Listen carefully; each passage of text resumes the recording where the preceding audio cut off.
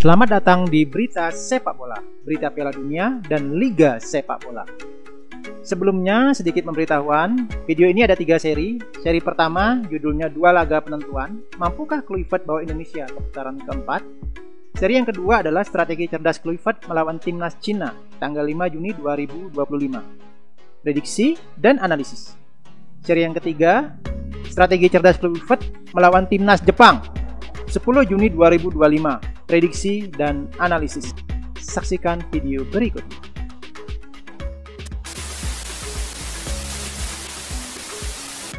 Judul video kali ini adalah 2 laga penentuan. Mampukah Kluivert bawa Indonesia lolos ke putaran keempat? Di sini kita akan membahas strategi, peluang, dan hitung-hitungan poin. Tentu saja ada pemain-pemain kunci yang akan kita bahas untuk mendulang kesuksesan Indonesia. Patrick Kluivert datang di momen krusial, tinggal 2 laga teman-teman, dan semuanya sangat menentukan.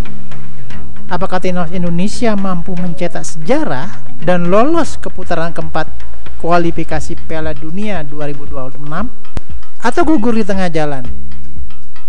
Ayo kita bedah semua kemungkinan, strategi, dan peluang, dan hitung-hitungan. Bersama saya Diki Victory, kita bahas prediksi panas timnas Indonesia. Apakah kita bisa lolos ke putaran keempat kualifikasi Piala Dunia 2026 zona Asia? Selamat datang Patrick Kluivert, inilah saatnya Anda membuktikan. Kami berharap pelatih Kluivert dapat menunjukkan taringnya melawan 2 laga terakhir, Indonesia melawan Jepang, Indonesia dan melawan Cina. Tentu dengan sosok Patrick Kluivert, seorang pelatih yang bukan hanya pelatih secara teori namun juga secara praktek, tentu akan menyuntikkan semangat baru kepada timnas Indonesia untuk menciptakan, menorehkan prestasi baru di laga Piala Dunia 2026. Mari kita simak bersama strategi, peluang, dan hitungan poin-poin serta pemain-pemain kunci yang akan digunakan oleh Patrick Kluivert dalam menghadapi 2 laga terakhir melawan Jepang dan Cina. Ayo teman-teman, kita bedah bersama. Saksikan video berikutnya.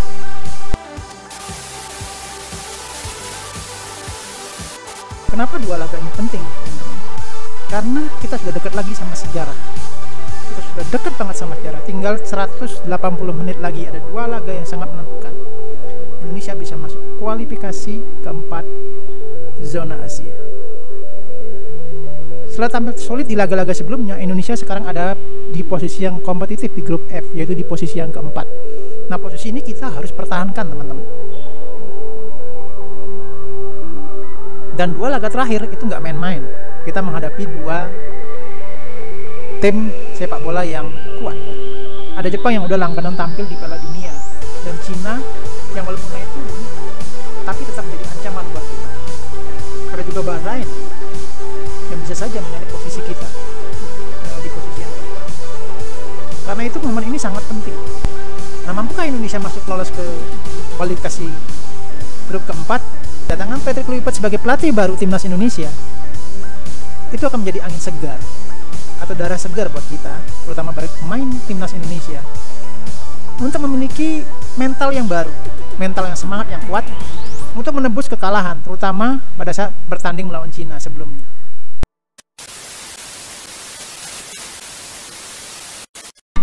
Masuknya Kluivert, gebrakan atau risiko? Kluivert punya visi Eropa yang bisa ngubah segalanya. Patrick Kluivert ini bukan pelatih sembarangan guys. Dia pernah kerja bareng Ronald Koeman di Barcelona, pernah melatih tim muda Belanda, bahkan pernah di PSG. Visi sepak bolanya modern, menyerang dan suka eksplorasi taktik. Tapi tantangannya adalah waktu dia itu mepet banget.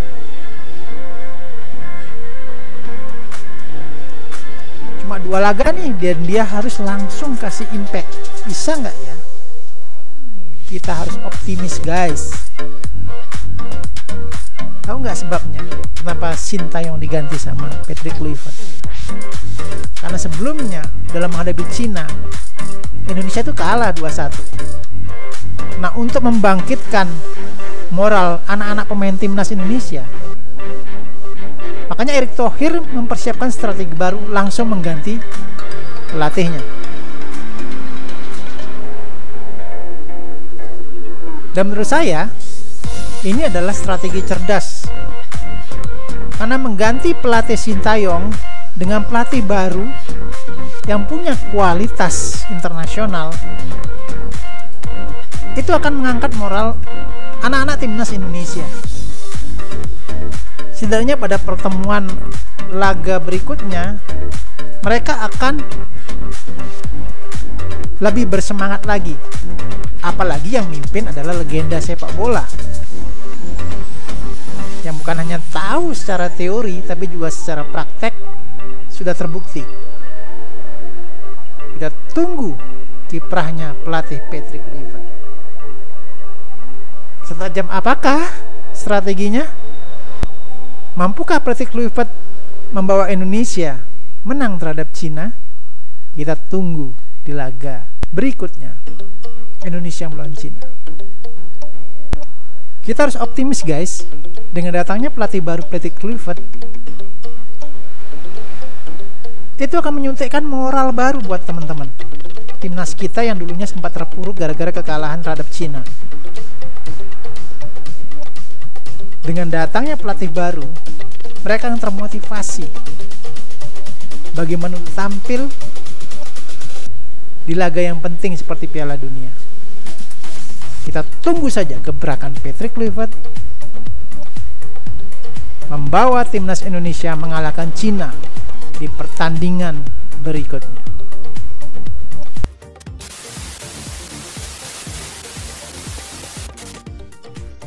Jepang lawan berat yang bisa dikejutkan.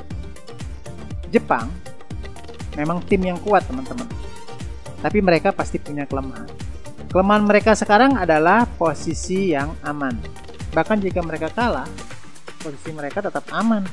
Jika dalam posisi aman, secara psikologis kemungkinan akan bermain santai dan tidak mengeluarkan pemain kunci mereka. Sekalipun mereka bermain di kandang sendiri, tetapi mengingat posisi mereka yang sudah aman ke Piala Dunia, tentu Hajime Moriyasu harus berpikir 2 kali jika mengeluarkan pemain kunci mereka. Sebab jika pelatih Jepang ini mengeluarkan pemain kunci mereka, itu sangat beresiko dalam keadaan yang sudah aman. Kemungkinan mereka besar mereka akan cedera. Itu harus dipikirkan strateginya. Seperti gelandang serang Takumi Minamino yang sudah terkena kartu kuning pertama, kemudian juga ada gelandang serang Kaoru Mitona, dan kemungkinan juga ada striker Koki Ogawa yang akan diistirahatkan sementara dan tidak dimainkan dalam laga melawan Indonesia. Kenapa demikian teman-teman? Indonesia tahu bahwa mereka harus pull out nih dalam melawan Jepang hari ini. Dan kemungkinan kalau pelatih Jepang tidak berhati-hati dengan gaya bermain Indonesia yang all out, beberapa pemain kunci mereka akan cedera. Dan sekalipun sebenarnya jikalau Jepang juga memainkan pelapis kedua atau pemain cadangan mereka, itu tidak akan mempengaruhi hasil mereka. Mereka tetap akan melaju ke Piala Dunia teman-teman. Nah, disinilah peluang kita. Di saat Jepang dalam posisi yang aman, dia tidak memainkan pemain kunci dari mereka, maka Indonesia bisa membuat celah dengan menciptakan gol-gol tertentu. Atau setidaknya Indonesia bisa menahan imbang Jepang. Nah, untuk membahas laga Jepang versus Indonesia, saya akan buatkan video seri yang kedua dengan judul Strategi Cerdas Kluivert melawan Timnas Jepang, Prediksi dan Analisis. Ini prediksi saya ya teman-teman. Hajime Moriyasu tentu saja akan menyimpan beberapa pemain kunci mereka.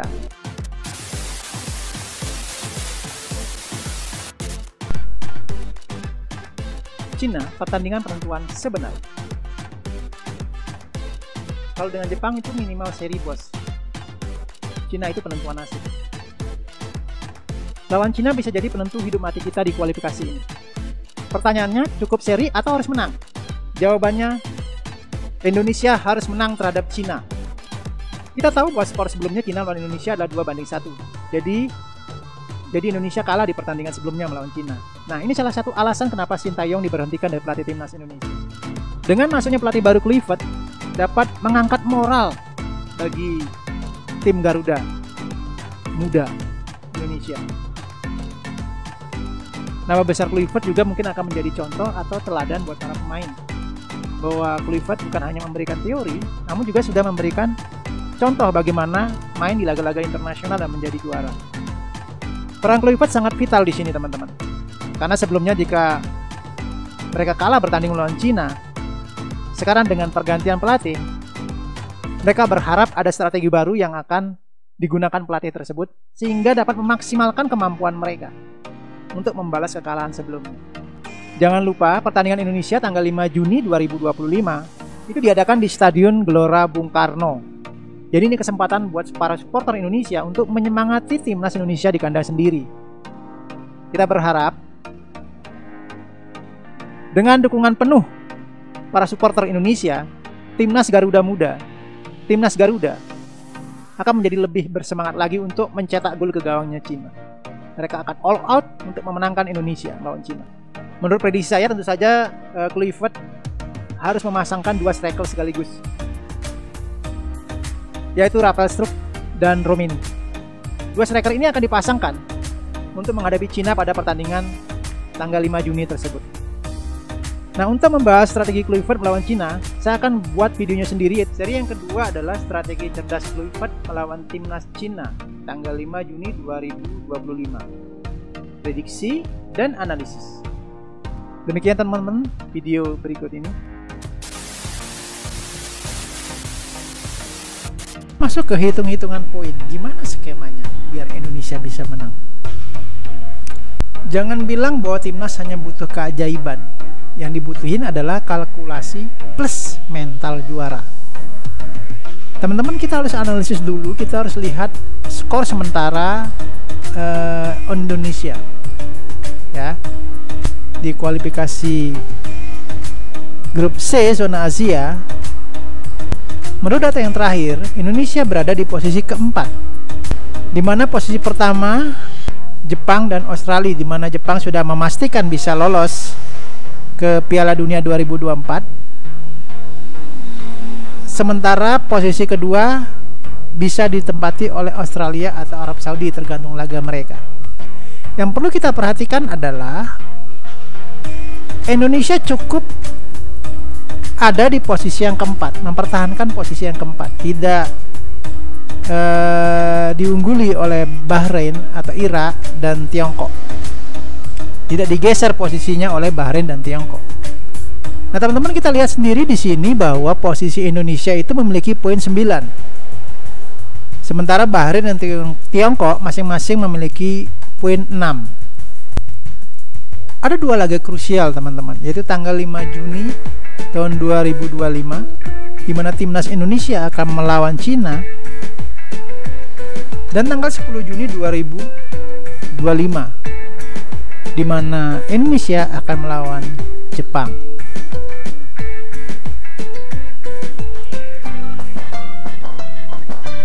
Sekarang kita punya 9 poin teman-teman.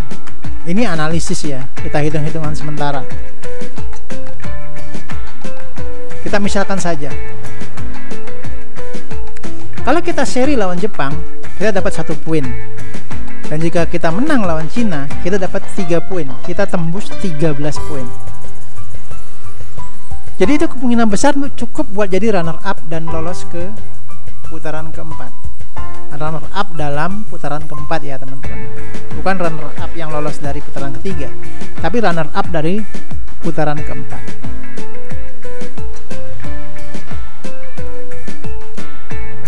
Tetapi apa yang terjadi jika kita seri 2 kali, misalkan melawan Jepang seri, melawan Cina juga seri,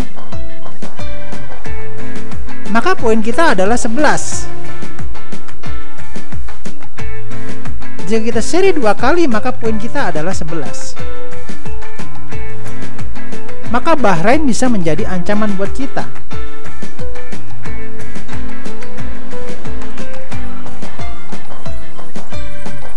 Misalkan Bahrain yang sekarang poinnya adalah 6, menang lawan Cina 3 poin dan juga menang lawan Arab Saudi 3 poin,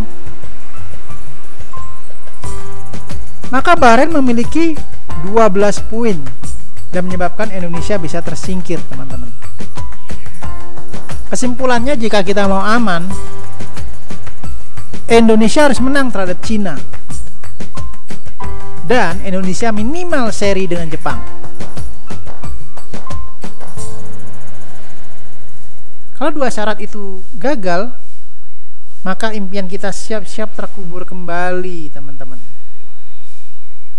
Kita berharap dua syarat ini bisa tercapai.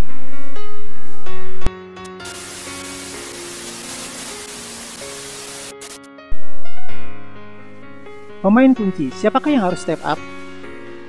Di momen-momen genting ini, tim ini butuh pahlawan. Tapi siapakah para pemain kunci yang akan dikeluarkan sama Kluivert untuk menghadapi laga Cina dan Jepang?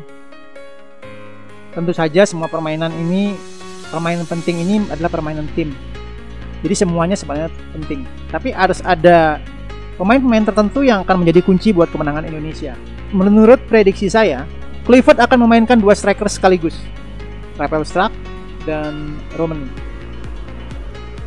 Sementara di sisi gelandang, ada 2 pilihan yang akan dipakai oleh Kluivert, seperti Marcelino dan Asnawi Mangkualam. 2 gelandang ini punya stamina yang kuat. Mereka juga bisa membantu daya serang sekaligus juga bertahan di posisi sayap. Mereka akan mengunci beberapa umpan-umpan terobosan mungkin yang akan dilakukan di daerah sayap. Sedangkan jenderal tengah ada 3 pilihan, ada Tom Haye, ada Mark Locke, dan Ivan Gerner. Mereka bisa menjaga ritme permainan sekaligus sebagai pengumpan untuk bola-bola lambung, bola-bola atas ya teman-teman. Sebab jika kita menghadapi Jepang, kemungkinan untuk ball position kita kalah. Kita harus mengandalkan bola-bola atas dan juga serangan cepat, serangan balik yang cepat. Itulah beberapa pemain kunci yang prediksi saya akan dimainkan oleh Patrick Kluivert melawan Cina atau melawan Jepang. Tapi yang pasti, untuk menghadapi Cina atau Jepang dan menginginkan kemenangan, akan ada 2 striker yang dipasang dan bukan cuma 1. Demikian prediksi saya, teman-teman.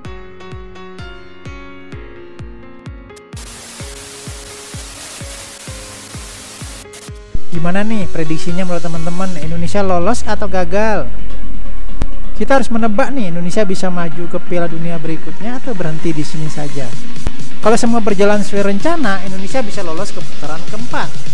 Kuncinya, ambil minimal 4 poin dari 2 laga dan jaga selisih gol. Tentu dengan Kluivert di pinggir lapangan, ada kemungkinan Indonesia akan mengalami kejutan. Tentu surprise itu yang kita tunggu-tunggu ya. Tapi jangan juga kita lengah, teman-teman. Kluivert tidak boleh lengah, karena jika Indonesia mengalami kekalahan di 2 laga ini, salah satu aja kalah, maka posisi Indonesia akan menjadi rawan, teman-teman, dan kemungkinan tidak bisa masuk di kualifikasi babak keempat atau kita gugur. Mudah-mudahan keputusan Erick Thohir dengan merekrut Patrick Kluivert sungguh-sungguh tepat. Kita tunggu saja, teman-teman, apakah 2 laga dan 1 pelatih baru akan membuat Garuda terbang lebih tinggi. Apakah kita harus menang di kedua laga? Seperti prediksi saya sebelumnya, teman-teman, minimal kita menang di 1 laga dan satunya lagi seri. Dengan kedua posisi itu, Indonesia akan aman. Jika sama-sama seri, posisi Indonesia masih rawan. Memang ini tugas berat Kluivert bersama dengan timnas Indonesia. Tetapi itulah alasan Kluivert didatangkan ke Indonesia. Tentu untuk membuat rekor baru buat Indonesia. Mudah-mudahan dengan kehadiran Kluivert, Indonesia bisa masuk ke kualifikasi keempat zona Asia. Dengan pelatih baru, tentu juga ada semangat baru, mental yang baru. Buat timnas Indonesia, ayo semangat. Kami supporter Indonesia mendukung kalian. Kalau kamu suka video ini, jangan lupa kasih like, subscribe, dan tulis di kolom komentar ya. Menurut lo nih, Kluivert bakal sukses atau enggak ya meracik tim Indonesia memenangkan 2 laga ke depan? Tulis di kolom komentar ya. Sampai jumpa di episode berikutnya.